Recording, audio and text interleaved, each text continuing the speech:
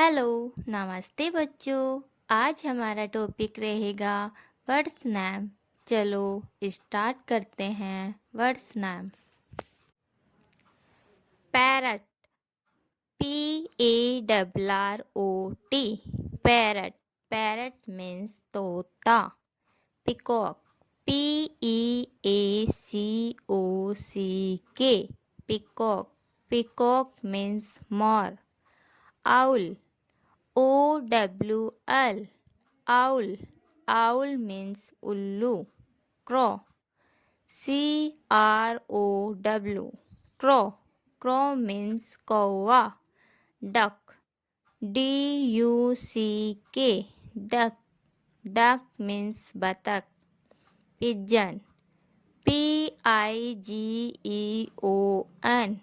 pigeon. Pigeon means kabutar. Eagle, EAGLE, eagle. Eagle means garud. Kite, KITE, kite. Kite means chill. Hen, HEN, hen. Hen means murgi. Sparrow, SPARROW, sparrow. Sparrow means चिड़िया.